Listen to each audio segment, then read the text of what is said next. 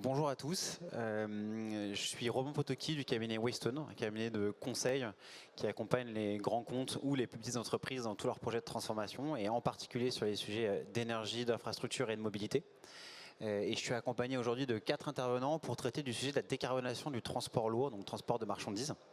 Je vais commencer par une rapide introduction de nos intervenants et puis comme ça ensuite on pourra lancer la table ronde. Donc pour commencer, à ma droite, j'ai Jérôme Flassaillet, qui est donc directeur électromobilité et énergie nouvelle chez Volvo Trucks, donc en charge du développement de ces activités. Nicolas Aubrecht, qui est ingénieur Total Energy sur les sujets touchant au développement des solutions pour la mobilité, donc type lubrifiant, carburant, et qui est en chef de projet R&D sur les infrastructures de recharge pour véhicules électriques. Ensuite, Pascal Mejvan, qui est co-gérant de l'entreprise Mejvan Frères et qui est une entreprise de transport routier, de marchandises et de logistique.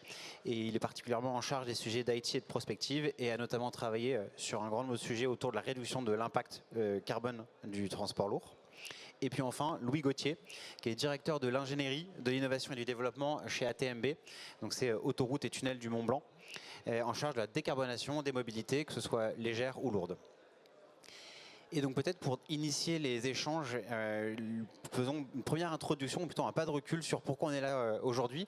Et finalement, l'enjeu principal, c'est surtout et principalement la décarbonation du transport. Et donc avant de rentrer dans le concret, j'aimerais prendre un peu de temps pour repartager le poids justement du transport dans les émissions carbone.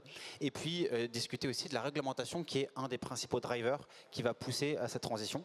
Et donc pour commencer, Jérôme, peut-être côté constructeur. Alors, pour vous donner quelques indications concernant le poids des émissions CO2 du transport routier, au niveau global mondial, le transport par la route représente environ 15% des émissions de CO2, ce qui est quand même assez colossal, assez significatif. Et le transport de marchandises par la route représente 7%, donc environ la moitié de ces émissions de transport par la route. Donc c'est important. En France, ces chiffres sont un petit peu différents du fait du mix énergétique qui est plus favorable avec je dirais, un poids carbone de l'électrique qui est moindre et donc qui met un peu plus en exergue les applications qui utilisent des énergies fossiles. Alors pour cela, les constructeurs, et notamment Volvo Trucks, on a une réglementation qui nous impose de réduire nos émissions carbone. Cette réglementation, c'est une réglementation européenne qui s'appelle Vecto et qui s'est mise en place entre 2019 et 2020. Période à laquelle les constructeurs ont construit ce qu'on appelle la baseline, c'est-à-dire c'est le référentiel de départ pour ensuite fixer les objectifs de baisse de ces émissions. Donc tous les constructeurs ont reporté à l'Union européenne leurs émissions carbone pendant une année complète, d'accord, et ça a fixé le point de départ. Et puis le premier palier réglementaire, c'est 2025, c'est cette année, on est en plein dedans, et on nous demande de réaliser moins 15% par rapport à la baseline qu'on a construite en 2019-2020. Deuxième palier réglementaire, c'est 2030 et on doit réaliser moins 43%, donc ça s'accélère. Et le dernier, c'est 2040 avec moins 90% d'émissions carbone. Nous vous invitons à rejoindre la salle concours 2 pour une conférence intitulée Leadership collaboratif, quand la gouvernance fait la différence. Et belle contrainte, cap sur l'Afrique, répondre aux besoins, saisir les opportunités. Et là, vous êtes bien sur les transports lourds, émissions de décarbonation. Donc, moins 90% en 2040, c'est colossal. Et ce qu'il faut comprendre, c'est que cette réglementation, pour nous, constructeurs, elle est extrêmement claire. On sait exactement ce qu'on a à faire.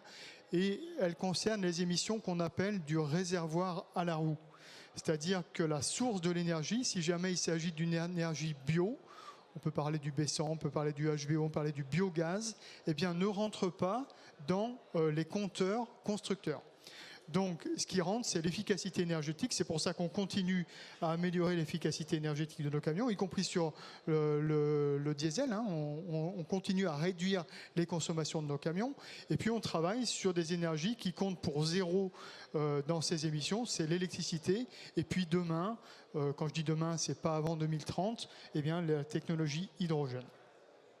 Là, on a parlé donc du camion. Maintenant, ce qui est intéressant, c'est de voir à l'autre bout de la chaîne, non pas celui qui fournit le camion, mais celui qui l'utilise, côté logisticien. Pascal, si vous voulez en dire un petit mot. Alors déjà, ce qui est frappant, et pour rebondir sur ce que vient de dire Jérôme, c'est que la mesure n'est pas la même pour nous. eux, mesurent du puits à la roue. Nous, c'est du réservoir à la roue. Et nous, au contraire, c'est du puits à la roue. Sachant qu'en plus, on a un changement de thermomètre, puisqu'à aujourd'hui, beaucoup de choses étaient faites sur des référentiels qui sont en train d'évoluer, en particulier la norme ISO 14083, qui là-dessus est assez ambiguë. C'est-à-dire qu'on n'a pas non plus, nous, là où les constructeurs ont une certitude, nous, on a une ambiguïté sur cette mesure. On est en train d'en discuter. L'autre aspect aussi réglementaire que l'on a, mais ça c'est une loi de 2013, qui fait qu'on a l'obligation en tant que prestataire de transport d'indiquer les émissions de GES de la prestation qu'on réalise pour le client. Ça c'est une obligation. La petite astuce, c'est que pour l'instant il n'y a pas de décret d'application sur les sanctions. Donc autrement dit, l'application est relativement aléatoire, mais par contre ces décrets sont en train d'arriver. Donc on a cette partie réglementaire qui est différente des constructeurs. Et par provocation, je dirais, je me fous de sa problématique à lui. Hein, ça, c'est clair. On n'a pas la même problématique. Donc ça, il faut l'avoir en tête. Par contre, il y a une chose qui est quasiment certaine, c'est que la fiscalité est en train d'évoluer. Et là, clairement, le gasoil devient, notre énergie principale aujourd'hui, devient vraiment le mouton noir. Donc on parle d'environ 50 centimes de plus au litre à l'horizon 2027-2028. Donc ça, c'est une réalité pour nous de changement de paradigme au niveau réglementaire quelque part également. Et encore une fois, une incertitude sur la réglementation qui devient contre-productive. Donc j'espère que ça va s'éclaircir assez rapidement. Mais en tous les cas, au niveau européen, les choses se mettent en place.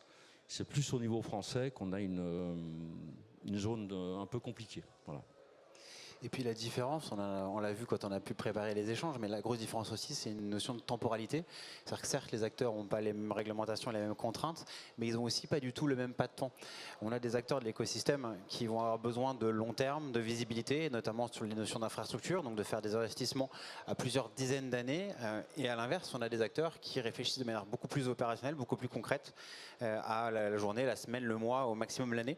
Et donc ce qui est intéressant justement, c'est que cette table ronde regroupe ces différents acteurs. Et donc ce que je propose, c'est qu'on démarre peut-être sur des temps longs. Nicolas, Louis, peut-être on peut commencer avec Nicolas, sur justement comment ça se passe sur ce besoin de visibilité, d'anticipation des investissements dans l'énergie. Oui, bonjour. Alors effectivement, c'est vraiment un point qui est absolument important parce qu'on est quand même dans un contexte où on change d'un paradigme. Hein, ça aura échappé à personne qu'on vient du tout pétrole, ou en tout cas du mix pétrole-gaz, à quelque chose de différent. Donc on a eu une présentation du contexte aujourd'hui. On commence à voir des tendances intéressantes. Nous, en tant qu'énergéticiens, tout comme nos homologues, on travaille effectivement avec l'écosystème pour bien comprendre quelles sont les énergies dont nos clients vont avoir besoin demain. Donc en une certaine mesure, on va avoir un certain niveau d'agnosticité pour dire on va essayer de produire l'énergie la plus abordable, la plus disponible et la plus durable pour nos clients. Alors maintenant que le contexte réglementaire qui est très important pour les investissements sur le temps long qui se compte en milliards, et là les choses commencent à se mettre en place. Donc pour vous donner quelques chiffres et ordres de grandeur, à l'échelle de TotalEnergies par exemple, l'an dernier on a dépensé environ 5 milliards de dollars sur des investissements bas carbone, donc ça inclut des fermes solaires, des installations de bioraffinerie, des fermes éoliennes, etc. Où l'idée c'est effectivement de commencer à construire cette infrastructure-là de façon à délivrer les énergies derrière. Donc l'électricité, à ce titre-là, joue un rôle majeur, que ce soit dans la mobilité comme dans d'autres énergies. L'an dernier, on a produit environ 41 TWh d'énergie électrique et on a installé une capacité installée d'environ 23 gigawatts bruts de renouvelables. Donc les investissements commencent à arriver de plus en plus et on va avoir un effet d'échelle qui va arriver. Ça, c'est la partie, on va dire, amont de l'énergie. Évidemment, de côté aval, on va avoir de plus en plus de solutions qui vont permettre de mettre à disposition de nos clients ces énergies-là. Alors, un sujet évident aujourd'hui, c'est les bornes de recharge dont on parle beaucoup. Donc, beaucoup d'acteurs sur le marché investissent dans les bornes de recharge. C'est aussi des choses coûteuses et des activités qui n'ont pas forcément beaucoup de marge, mais on doit accompagner une transition et permettre effectivement à un marché de se développer. Aujourd'hui, à mai 2025, on doit être autour de 75 000 points de charge chez Total Energy au périmètre Europe, avec environ 1600 stations de recharge. Donc ces stations de recharge vont accueillir aussi un tas de points de charge haute puissance, parce qu'on parle de mobilité lourde qui vont avoir des besoins de transfert d'énergie très importants, donc de l'ordre de 200, 400 kilowatts de puissance pour adresser les poids lourds. Et demain, effectivement, des choses qui vont aller au niveau du mégawatt pour permettre le transport aussi longue distance. Et avec une vraie problématique sur l'accès à l'énergie au départ, en termes de puissance, puisque assez rapidement, une entreprise comme la nôtre ne peut pas se contenter de la basse tension. On est obligé de passer sur la HT, et la HT, elle n'est pas toujours à côté de notre site. Or, le raccordement est à notre charge. Donc ça, c'est aussi une problématique au niveau de l'énergie qui s'ajoute à tout le reste. Effectivement, donc on voit qu'on est dans un système complexe où le modèle intégré a beaucoup de sens. Donc c'est quelque chose que les énergéticiens et Total Energy notamment travaillent, d'avoir effectivement la vision complète depuis la production, la fourniture et l'opération des points de charge avec ces contraintes-là d'investissement massif. Donc ce sujet, il est vrai au niveau des transporteurs, il est vrai aussi évidemment au niveau du réseau électrique. Donc il y a beaucoup d'études qui montrent, qui ont bien mappé aujourd'hui les besoins d'investissement, au moins au périmètre français. Donc il y a une étude intéressante qui a été faite main dans la main avec les constructeurs, les opérateurs d'autoroutes et Total Energy, et les opérateurs réseau électrique surtout. Donc aujourd'hui, on va dire que la feuille de route commence à se dessiner. Les capitaux doivent être mis en place et sont déjà en train d'être mis en place. Ça, c'est des solutions beaucoup dans le monde de la recharge électrique. Évidemment, il existe des alternatives puisqu'on a parlé de mix énergétique. On a aujourd'hui des investissements dans des raffineries qui deviennent des bioraffineries pour commencer à produire des biocarburants. On peut parler évidemment d'hydrogène. Une entreprise comme Total Energy, mais avec des homologues comme Shell aussi, on a été pionnier dans le domaine des stations hydrogène dès le début des années 2000. Donc là aussi, il y a des choses qui se développent pour des besoins particuliers. Donc on reviendra après, j'imagine, sur un peu les avantages et inconvénients de tout ça. Mais les investissements commencent à arriver, on commence à voir effectivement des choses avec toujours des difficultés au jour le jour évidemment. Et là, c'était vraiment donc le focus plutôt énergie. On peut parler maintenant infrastructure, Louis. Oui, alors en effet, cette table ronde elle est assez intéressante parce qu'on a les différents acteurs qui gravitent autour de cette problématique. Nous, côté gestionnaire d'infrastructure, on essaye de donner de la visibilité aux constructeurs automobiles et aux transporteurs. Ce que Pascal expliquait, c'est que lui, demain, il a besoin de faire le choix de son nouveau véhicule et il ne sait pas exactement quelle est l'énergie qui va être nécessaire ou qui va être la bonne. On a bien une petite idée quand Tu as même. une petite idée, mais en tous les cas, ta problématique du quotidien, c'est celle-ci. Il y a le distributeur qui, dans les aires de service de l'autoroute, va proposer de plus en plus de carburant. Nous, chez ATMB, on a par exemple du GNV, on a du B100, etc. Mais il faut qu'on arrive, en tant que gestionnaire d'infrastructure, à donner de la visibilité long terme.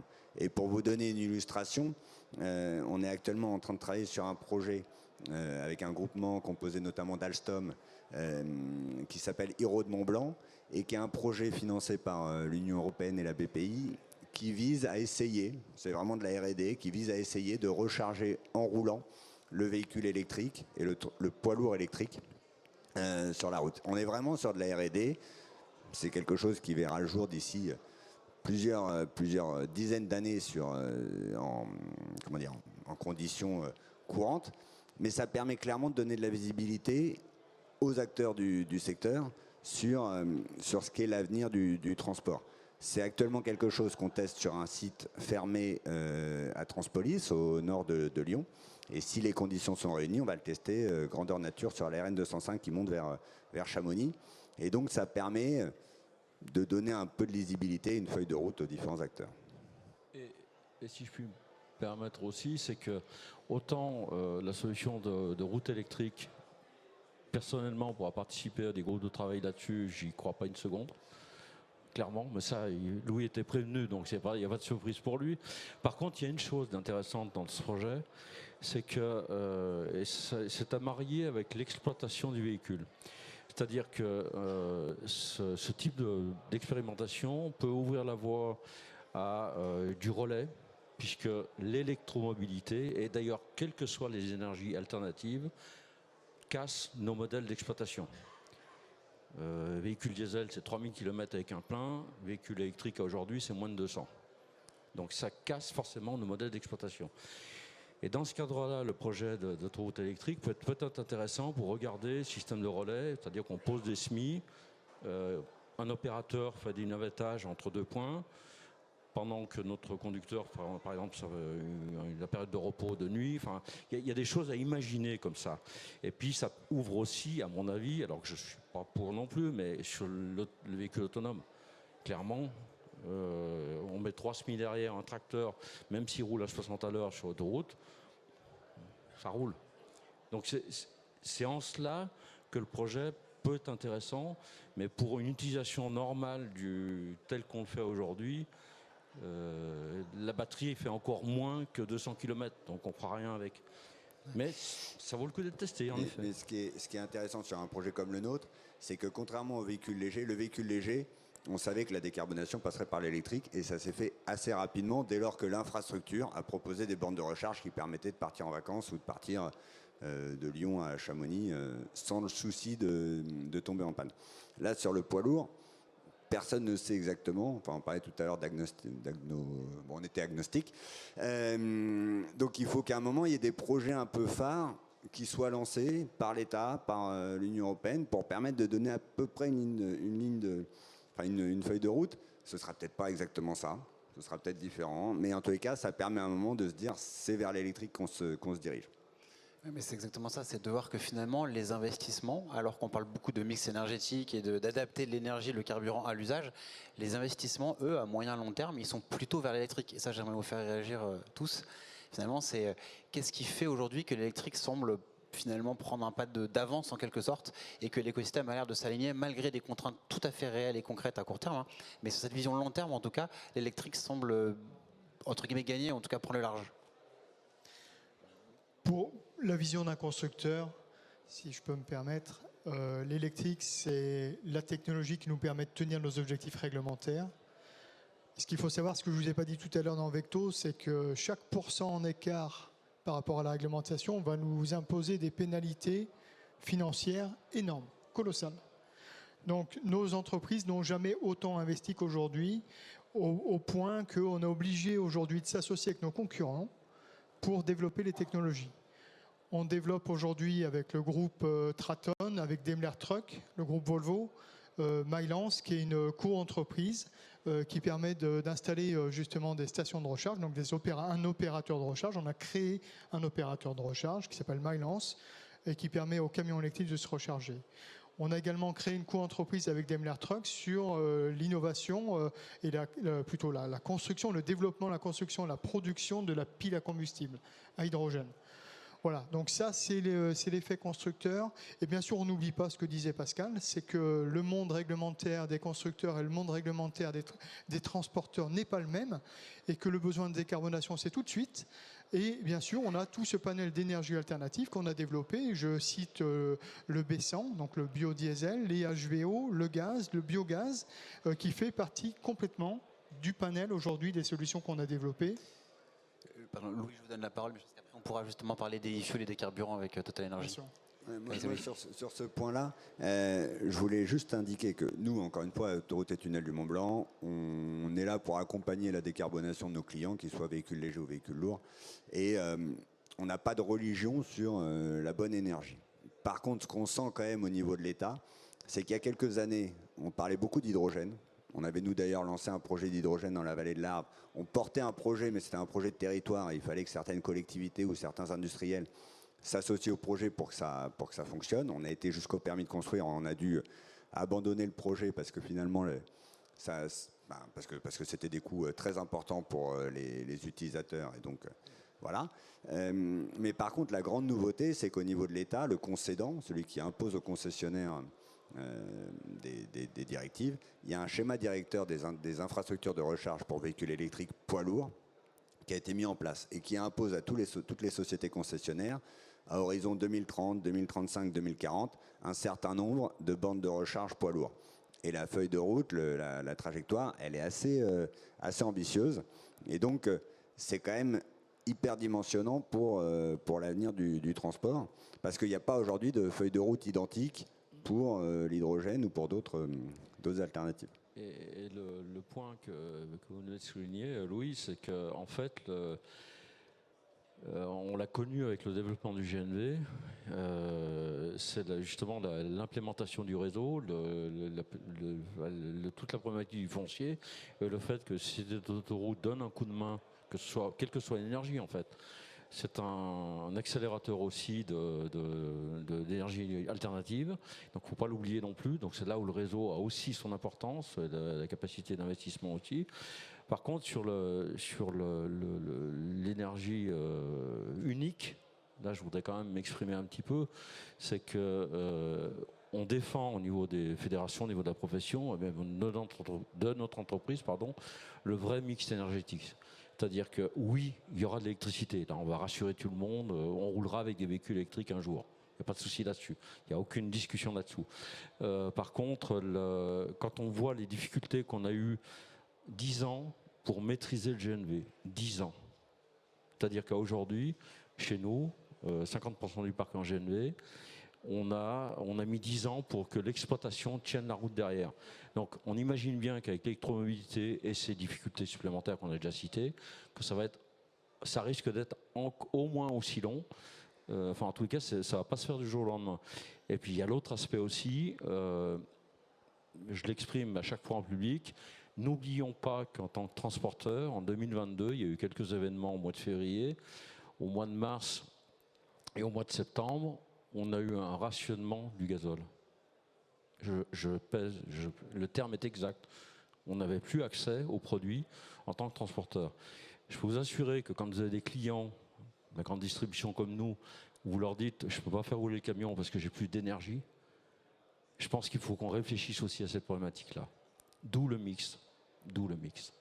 Et justement, sur le mix, ce qui est intéressant, c'est de voir que les énergies n'ont pas toutes les mêmes avantages et inconvénients. Et puis surtout, elles ne seront pas toutes aussi abondantes en quelque sorte. Elles n'ont pas le même rendement. Et donc là, côté Total Energy, quelle est la vision aujourd'hui ?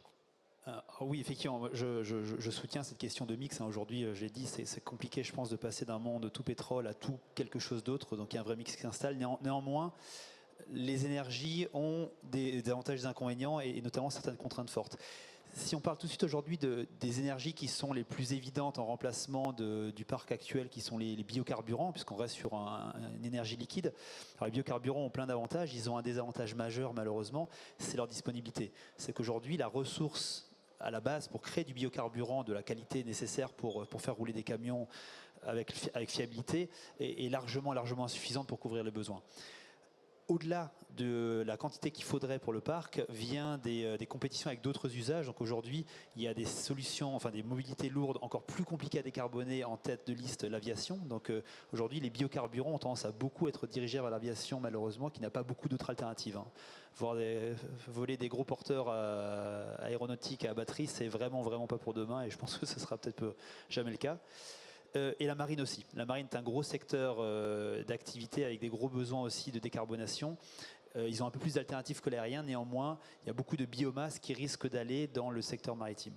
Alors, néanmoins, ça n'empêche pas que le transport routier va continuer à utiliser des biocarburants. Il y a certainement des optimisations locales à faire, des opportunités par rapport à des sources de production locales et un certain nombre de schémas. Donc, on reste bien dans l'identité de mix énergétique. Un autre élément sur les carburants liquides, c'est le sujet e-fuel dont beaucoup de gens parlent, de se dire on a de l'extrait d'un côté qui peut être de plus en plus décarboné, comme je disais avant, les investissements massifs pour avoir des extraits décarbonés.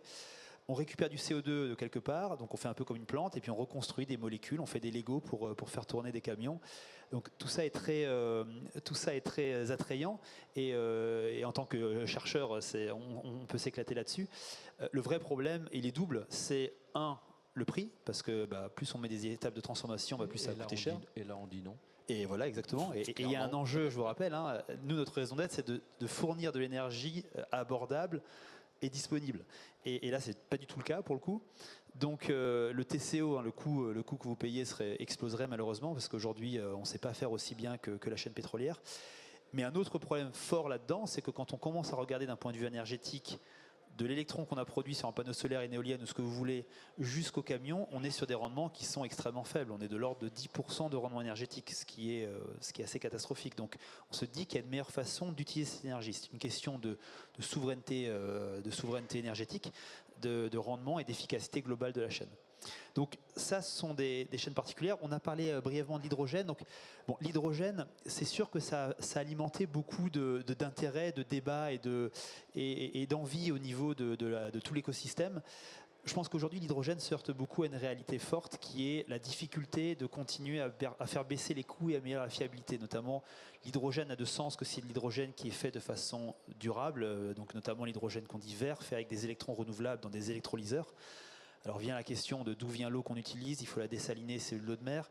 Les électrolyseurs aujourd'hui ont des coûts qui restent assez prohibitifs et des fiabilités qui ne sont pas encore au rendez-vous, ce qui fait qu'à grande échelle, ça devient un petit peu peu Avec le rendement énergétique qui est catastrophique. Et également. on revient sur un problème de rendement Donc, énergétique il y qui a est un autour moment, d'une quarantaine de pourcents. Donc c'est pas évident non plus. Encore une fois, c'est une solution et on continue nous à développer des solutions. Total Energy a lancé une joint venture l'an dernier avec Air Liquide. On va développer une centaine de stations hydrogène à horizon 2035. Donc on va avoir des solutions hydrogène locales. Ça peut être des solutions qui peuvent être sur des endroits fermés comme des aéroports, du transport de bus ou des choses comme ça sur des lignes bien définies. Et maintenant l'électrique, on dit qu'effectivement l'électrique qui est aussi une grosse alternative. L'électrique, c'est sûr qu'on voit une lame de fond qui arrive, ne serait-ce que pilotée par le domaine du véhicule léger. Donc on voit des innovations très importantes qui viennent de partout. Alors quand on sait de la Chine s'est mise très tôt dans le domaine de la mobilité électrique. Toutes les semaines, il y a une autre annonce plus incroyable en termes de capacité batterie, moteur électrique, etc. Donc on voit vraiment là pour le coup des courbes de décroissance de prix, une massification qui va bénéficier au transport routier. On n'y est pas encore, hein, évidemment, on a parlé de difficultés. Un petit peu loin quand même. Mais néanmoins, on voit des perspectives qui avancent. Et puis, il y a une vraie dynamique. On a parlé du cadre réglementaire qui se développe. Donc, aujourd'hui, c'est une opportunité pour directement utiliser les électrons renouvelables que l'on peut mettre à disposition sur un réseau et amener tout ça. Aujourd'hui, donc, nous, Total Energy, en tant qu'énergéticien, on s'adapte aux besoins de nos clients. Donc, l'idée, c'est qu'on a un panel de solutions, mais on a quand même certaines facilités dans une vision de TCO et d'optimisation des coûts à alimenter certaines énergies plutôt que d'autres. Et c'est vrai qu'aujourd'hui, l'électricité, c'est quand même quelque chose qui voit une inertie, enfin, comment dirais-je, un déploiement, une dynamique importante. Voilà. Mais justement, finalement, on arrive presque à atterrir sur le fait qu'à moyen long terme, cette énergie électrique semble être celle qui va s'imposer. Pour autant, à court terme, Pascal, ce qui est intéressant, c'est de vous faire réagir aussi sur vous, quand vous achetez un camion là demain, il faut en changer un. Qu'est-ce que vous faites et quelles actions de transition vous avez initiées ou allez initier justement en ce sens? Ce télescopage de temporalité, c'est le frein numéro 1 à la décarbonation dans nos secteurs, pour la bonne et simple raison que mes trois confrères ou copilotes, ou je ne sais pas comment on peut les appeler, présents ici aujourd'hui, sont sur un temps long, moyen, long terme, mais c'est un temps long quand même. Nous, on ne parle même pas de pilotage au quotidien d'entreprise, mais l'engagement maximal on a eu un retour en arrière là-dessus depuis quelques temps. On avait avec les contrats GNV des contrats de 5 ans avec nos clients, donc ça donne une certaine lisibilité pour les investissements, pour les choix aussi d'énergie. On est en train de revenir là-dessus. Alors c'est dû au fait que le gaz aussi se démocratise, donc le client nous dit vous n'avez plus besoin d'engagement. Et puis l'autre aspect, alors quand on évoque l'électromobilité, où là on parle plus de 5 ans mais 10 ans minimum, là vous n'avez plus personne. Hein. Il n'y a plus un client qui vous accompagne. Donc du coup, comment voulez-vous qu'on se projette dans un avenir moyen terme, alors que nous-mêmes, nous n'avons pas la capacité, à la fois financière et commerciale, de nous engager. Donc c'est le principal frein, à mon sens, qui fait qu'aujourd'hui, que l'électromobilité a quand même quelques soucis, en plus des aspects techniques qu'on vient de voir juste précédemment. Moi, j'ai une réflexion là quand tu parles de frein. Ce qu'on a fait nous chez ATMB sur le véhicule léger pour essayer de gommer ces freins, c'est que on a créé un abonnement qui s'appelait l'éclaireur. On était les premiers à faire ça et les véhicules électriques avaient moins 80% sur le péage. C'était pendant quelques années, on est passé de moins 80 à moins 60, maintenant on est à moins 50%.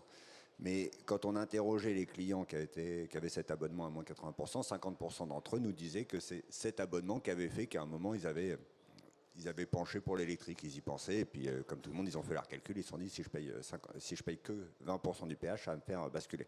Et je pense que les sociétés concessionnaires d'autoroutes ont un rôle à jouer là-dedans. la nôtre, Autoroute et Tunnel du Mont-Blanc, on est détenu à 70% par l'État, 20% par le conseil départemental. On est l'une des 2 seules sociétés concessionnaires encore détenues par l'État. Et je pense qu'on a vraiment un rôle à jouer là-dedans. Alors, c'est pas simple parce qu'on va discuter avec notre concédant quand on fait ce genre de système. Mais c'est vraiment un sujet sur lequel on travaille parce qu'il faut à un moment permettre justement de faire basculer les gens qui hésitent, comme tu viens de nous l'expliquer. Alors, je vais applaudir des 4 mains, puisque sur notre région, le quart sud-est de la France, le coût de l'autoroute, c'est le 3e poste de dépenses. Donc bien évidemment que d'avoir ce genre d'action peut être un signal fort pour prendre un risque, parce que là on prendra toujours un risque, mais ça peut en être un. Par contre, il faut que ce soit étendu sur une maille un peu plus large, même si la 40 est quelque chose que nous utilisons beaucoup, mais ce n'est pas suffisant pour avoir une prise de risque limitée. Mais bien évidemment, ça fait partie des pistes qu'on peut regarder. Mais avec un calendrier figé, qui ne soit pas remis en cause tous les matins, et puis sur une durée qui soit quand même conséquente pour nous, encore une fois, nous permettre de prendre le risque. On en est toujours là. Hein. Ce que vous touchiez du doigt tout à l'heure, Pascal, c'est aussi le fait que pour prendre le risque, il fallait que vous ayez de la visibilité côté client. Il faut que le chargeur, finalement, à travers les contrats, s'engage en quelque sorte, donc vous garantisse que vous aurez un retour sur investissement. Est-ce que vous pouvez, alors on n'a pas de chargeur autour de la table pour la table ronde, mais peut-être que vous pouvez nous parler justement de ces clients-là et de leur vision sur quelles sont leurs stratégies ou quelles sont leurs actions dans les appels d'offres, par exemple, pour pousser à l'électrification. Vis-à-vis de l'approche, il y a eu vraiment 2 temps différents. Il y a jusqu'à début 2024, on avait des entreprises qui s'engageaient avec nous pour justement cette vision long terme. C'est-à-dire que l'acheteur de base, comme je l'appelle gentiment, n'avait pas le droit de citer sur la contractualisation de la prestation. Là, de nouveau, depuis début 2024, problème économique aidant, on a quelques clients qui nous lâchent, comme on dit, là-dessus. Et par contre, il y a une chose certaine, ça on l'avait testé en 2023, ça avait fait l'occasion d'échanges avec Jérôme, c'est qu'il y a un prix acceptable. Il y a un différentiel de prix acceptable. Okay. Au-delà, c'est non. C'est tout simplement non, votre proposition ne nous intéresse pas. Or, n'oublions pas que l'électromobilité, il y a le problème du TCO, mais ce qu'on oublie souvent dans le TCO de l'électromobilité, c'est la perte de productivité. Et ça, je me suis battu pendant la feuille de route de décarbonation pour leur faire admettre qu'un véhicule qui a 200 km d'autonomie, même 300 ou même 400, on en est très loin aujourd'hui, vous ne sortez pas le même chiffre d'affaires à la fin de la journée, et donc automatiquement, vous augmentez vos coûts, et vous augmentez le prix, et dans des proportions très élevées. Donc, la discussion avec les chargeurs, de toute manière, in fine, ça restera le prix. Okay. Là où on a quand même quelques entreprises avec lesquelles on contractualise, qui ont justement compris, parce que, en tous les cas, c'est comme ça qu'on voit les choses chez nous. C'est pas le CO2 qui nous intéresse. Alors, je vais peut-être en choquer parmi vous. Hein. CO2, ouais, si vous voulez. Nous, ce qui nous motive, c'est le changement de système énergétique. C'est-à-dire que clairement, on a compris, avec des gens comme mes voisins, qu'on avait quand même quelques soucis à un horizon 2040 à peu près. Donc ça, je l'assume, n'est-ce pas? Et donc du coup, ce 2040, quand on voit qu'il a fallu 10 ans pour passer du gasoil au gaz, vous imaginez bien que demain matin, se passer du gasoil dans un horizon aussi court, il faut attaquer maintenant. Or ça, si on n'a pas cette prise de conscience, si on n'a pas cet élan général, d'où ce genre de manifestation, où chacun comprend que chacun prenne une part de risque, accompagne, okay, et qu'il faut en plus le faire graduellement pour des gestions de risque d'entreprise. Mais il faut tenir le cap, et ça rejoint complètement la problématique des constructeurs. Il faut que le cap soit tenu, et aujourd'hui, l'alerte est un peu de dire que le cap n'est plus tenu, et qu'en plus, on va faire une petite digression sur les ZFE, quand on vous incite à investir ce qu'on a fait pour répondre à une réglementation et que le jour où elle rentre vraiment en ligne de compte, on vous supprime la réglementation, on dit qu'il n'y en a plus besoin, c'est sûr que ça ne donne pas envie de s'engager sur l'avenir. Donc il y a tous ces signaux-là, je pense qu'il faut qu'on travaille collectivement avec les élus, avec les responsables politiques, pour qu'ils comprennent qu'il nous faut de la stabilité, il nous faut que nos clients aient bien conscience de cet objectif commun, c'est un objectif commun, pour qu'on y aille. Autrement, personne n'ira. Donc il faut vraiment que ce message soit martelé, rappelé, et que de toute manière, au final, ça finira comme ça. Point. C'est pour ça que je ne suis pas inquiet sur l'électromobilité. L'électromobilité se fera. Il n'y a aucun doute là-dessus. Quand c'est là où il y a l'incertitude. Voilà. Pascal, vous me corrigez si je dis des bêtises, mais juste pour donner 2-3 chiffres, les transporteurs, c'est votre métier. Plus de 70% des transporteurs, c'est des entreprises qui ont entre 1 à 4 véhicules. Donc c'est toutes petites entreprises. 1% des entreprises ont plus de 100 véhicules et représentent 34% à peu près du parc circulant. Et les petites entreprises qui ont 70% des entreprises, ça représente à peu près un peu plus de 20% du parc circulant. Donc on parle d'un secteur qui est fragile, qui travaille avec des marges faibles et qui est extrêmement concurrentiel. Avec aujourd'hui un panel incroyable de solutions d'énergie, on va dire. Et je pense que je me mets à votre place, hein, tous les jours vous posez la question, quelle énergie, c'est quoi la bonne énergie pour moi? Et vous ne pouvez pas prendre cette décision tout seul, vous devez absolument être accompagné. Et aujourd'hui, il y a 2 dispositifs possibles. Il y a des systèmes incitatifs, il y en a certains qui sont en place. Là, il y a des C2E pour aider nos clients transporteurs à accéder à l'électromobilité. Et puis, il y a les réglementations qui sont plutôt contraignantes. Et aujourd'hui, je vous rejoins à 200%. L'aspect réglementation qui tend à nous orienter tous, c'est-à-dire la filière, dans la même direction, eh bien aujourd'hui, elle est un petit peu dans le flou. Et elle donne pas un cap suffisamment clair à l'ensemble de la filière pour qu'on ait une décision, puisque la transition énergétique ou écologique, peu importe comment on l'appelle, il faut se le dire, elle aura un coût. Et ce coût, il faut qu'il soit partagé, accepté par les chargeurs qui sont prêts à accepter un coût du transport un petit peu plus cher quand il est décarboné. Il y a les gains de productivité, c'est ce qu'on défend. Il faut qu'on engage les gains de productivité avec nos clients, mais qui ne sont plus sur des opérations, sur l'opération en tant que telle, mais c'est sur le flux global. Ce qu'on appelle au niveau de la FNTR le verdissement du fret, c'est-à-dire réfléchir comment transporter différemment. C'est le complément, bien évidemment, de la décarbonisation des véhicules. Bien évidemment, l'un ne va pas sans l'autre. Donc tout ça doit être mené avec un avancement commun, avec des acteurs, encore une fois, qui n'ont pas la même temporalité. Mon client, je discute à 1 an, Jérôme, et voire même Nicolas, raisonne à plusieurs dizaines d'années. C'est sûr qu'on ne peut pas s'entendre. Hein. Ben là, tous les deux, vous me faites un peu un appel du pied pour la dernière question qui viendra clôturer les échanges. Et comme ça, après, on aura 5 minutes pour les questions-réponses. Mais c'est finalement, vous laissez tous la parole sur, OK, mais comment on s'organise dans ce cas-là? Qu'est-ce qu'il faut mettre en place pour que cette transition ait lieu et que tout le monde s'y retrouve? Quelles sont les actions que, soit individuellement, soit collectivement, il faut mettre en place? J'entends qu'il y a des éléments de visibilité à minima, mais est-ce qu'il y a autre chose qu'il faut mettre en place? La feuille de route, il faut qu'elle soit partagée. On ne peut pas fonctionner dans la même, je dirais, dans le même écosystème avec des règles du jeu qui sont différentes. C'est pas possible. Donc je pense qu'il y a une harmonisation, des objectifs communs qu'on partage, qui sont encore pas tout à fait réunis. Donc je pense que là, c'est un facteur indispensable. Indispensable.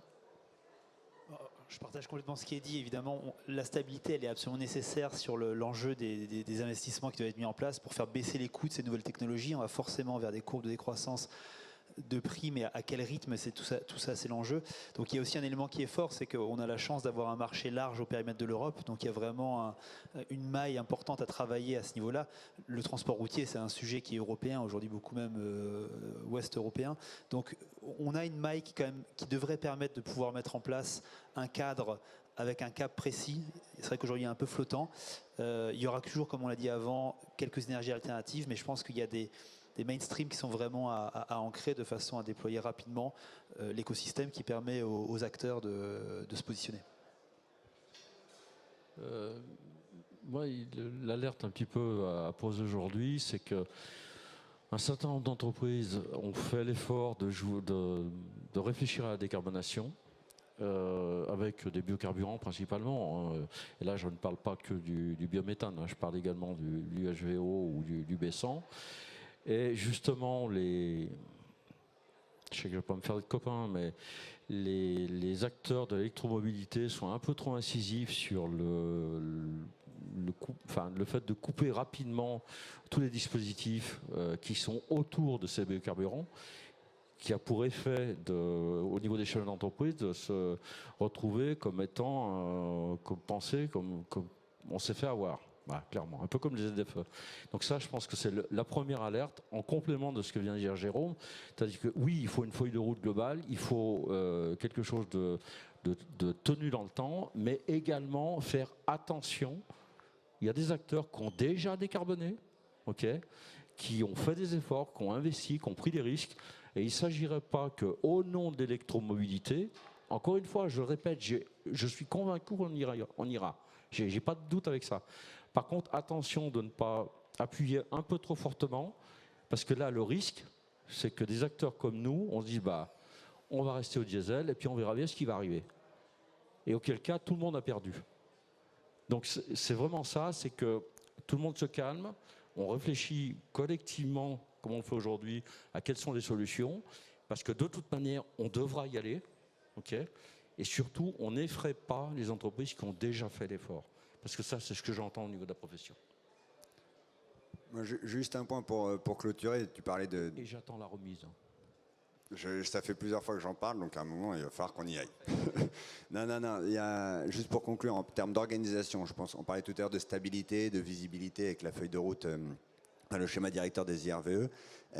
Actuellement, il y a une grande conférence sur le financement des infrastructures de transport qui a été ouverte par le ministre des Transports. Ce qu'il faut lire entre les lignes, c'est qu'est-ce qu'on fait des concessions autoroutières à horizon 2032, quand elles seront terminées, est-ce qu'on renouvelle ces concessions ou pas. Nous, côté ATMB, on a une fin de concession en 2050, on est assez tranquille. Mais je suis persuadé, et c'est pour ça que je suis là sur cette table ronde aujourd'hui, je suis persuadé que le modèle de concession ATMB, c'est-à-dire une concession détenue par l'État et les collectivités locales, même si c'est une société de droit privé, a vraiment du sens. Quand vous demandez à un concessionnaire privé qui a un contrat qui se termine en 2032 d'investir dans une infrastructure de recharge, etc., il vous dit, moi, je ne vais pas investir maintenant, 2032, c'est terminé. Et en plus, on me dit que pour l'instant, il n'y a pas beaucoup de véhicules, donc je ne suis pas sûr que ce soit très rentable. Donc il faut vraiment un système, à mon avis, où le gestionnaire d'infrastructure prend un risque, accompagne la transition, se trompera peut-être, parce qu'on voit bien qu'il y a plusieurs alternatives. Mais en tous les cas, c'est un sujet qui, à mon avis, enfin je dis à mon avis, je suis certain qu'il l'est, est au cœur des débats actuellement. Eh ben, un grand merci à tous les quatre et je propose qu'on prenne quelques minutes s'il y a des questions dans la salle.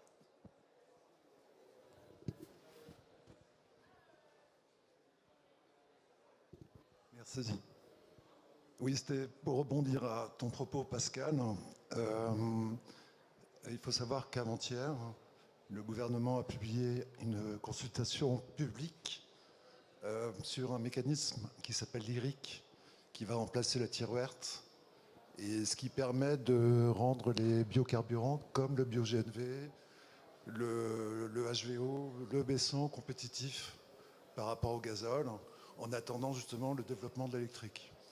Donc cette consultation va durer 1 mois.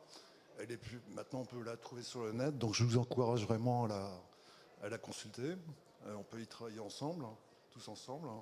Et puis le deuxième point, ça concerne la clause de revoyure. Il ne faut pas l'oublier, celle-là. On disait qu'on tenait compte uniquement en Europe des émissions du réservoir Laroux.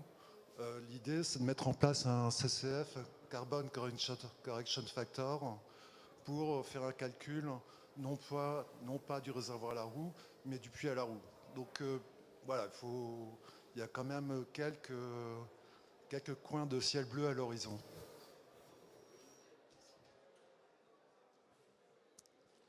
Est-ce qu'il y a d'autres Sachant, questions ou Edouard, réactions? que la norme ISO qui va s'appliquer à nous pour la mesure des émissions de GES, oui, elle part du puits à la roue, mais exempte les facteurs compensatoires, comme les garanties d'origine. Donc, ce qui fait que ça coupe l'herbe sous le pied à pas mal d'énergie qui décarbonait par ce moyen-là. Donc c'est pareil, c'est un signal d'alerte à la décarbonation du TRM, de ne pas décevoir. C'est ça en fait, mon propos, c'est de dire ne décevons pas les entreprises qui ont fait l'effort. Parce que ça, c'est ce qu'on sent arriver là. Et attention, voilà, attention clairement. Il faut que tous les acteurs en prennent conscience. Peut-être une question là-bas à gauche. Merci.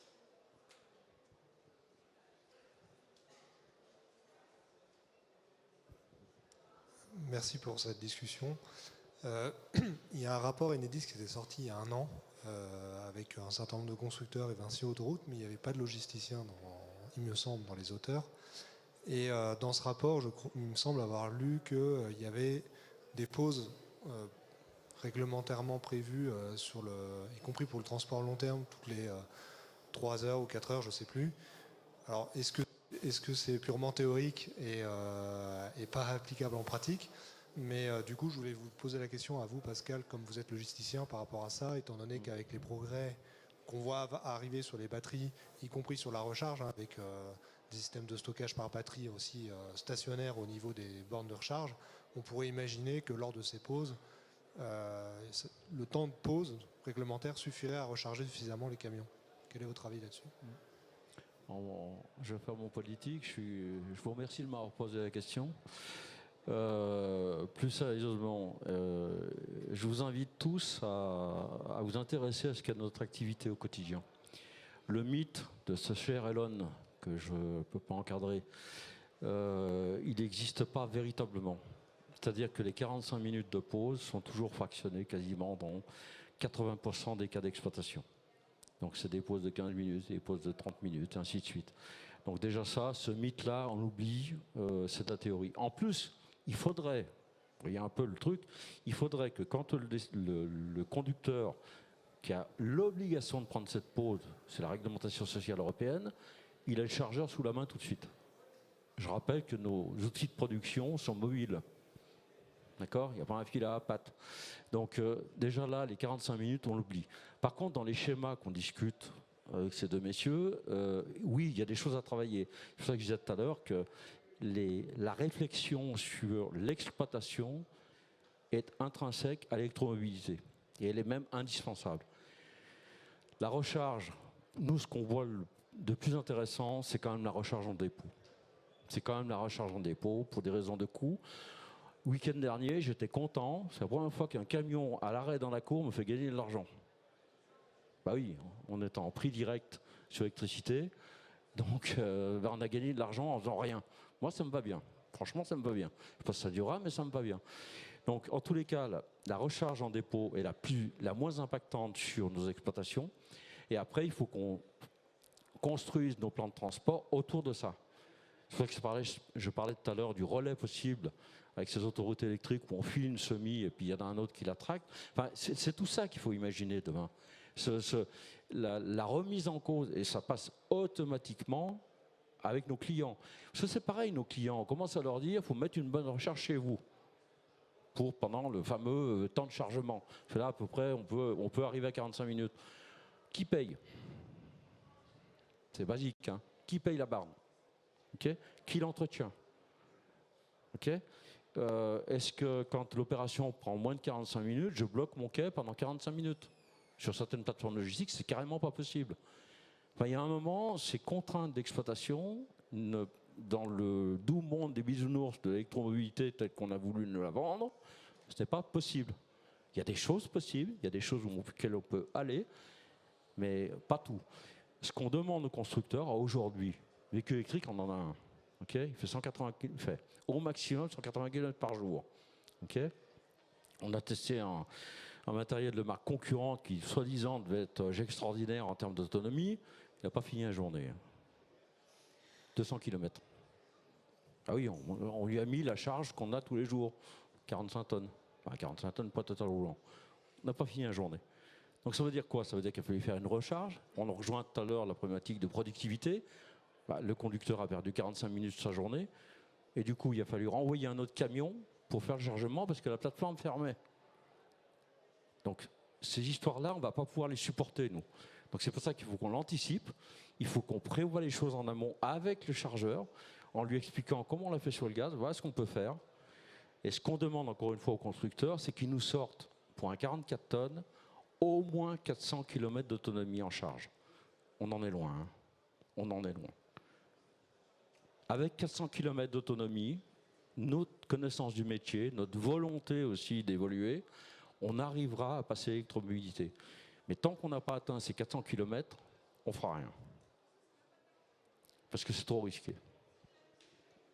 Juste pour rebondir, permettre par rapport à votre question et par rapport à vos propos, Pascal, ce qui est clair, c'est qu'aujourd'hui, la réduction d'autonomie de ces véhicules électriques va nécessiter des points de recharge beaucoup plus fréquents. Donc effectivement, on est dans un modèle qui n'est pas sur la station unique, qui est sur du dépôt, sur des sites de déchargement, donc en biberonnage. On a des solutions, pourquoi pas en roulant, des gens inventent des cathéters, etc. Vous faites référence par rapport aux pauses de 45 minutes aux solutions, par exemple, qu'on appelle MCS, donc les recharges à très haute puissance, qui permettrait de transférer beaucoup d'énergie sur des temps très courts. Donc ça, ce sont des choses effectivement qu'il faut développer. Et je rejoins complètement Pascal, le modèle est à développer. C'est-à-dire qu'aujourd'hui, il faut qu'on réorganise les choses autour de ces nouvelles contraintes et en faire des forces. Et c'est qu'effectivement, la recharge dépôt est la plus intéressante parce que celle qui va amener à des coûts où on a plus de temps. Et on a des opportunités même pour jouer sur les marchés d'électricité. Aujourd'hui, il y a plein de modèles où on peut jouer sur la fluctuation du prix de l'électricité. On ne va pas recharger le vendredi soir quand on branche le camion et qu'on part en week-end. On va recharger le samedi ou le dimanche quand ça coûte moins cher, par exemple. Donc c'est toutes ces opportunités sur lesquelles il faut jouer. Et ce sujet fait clairement partie des points d'alignement qu'on doit avoir entre les transporteurs, les constructeurs et les chargeurs, puisque ça change le modèle de transport d'aujourd'hui, évidemment. Et nous, on travaille justement sur ces nouvelles technologies. Le MCS, il est déjà intégré dans la future génération de nos camions qui pourront accepter une recharge complète en 40 minutes. Voilà. Mais avec un impact sur la garantie de la batterie. Non. Signé sur le contrat.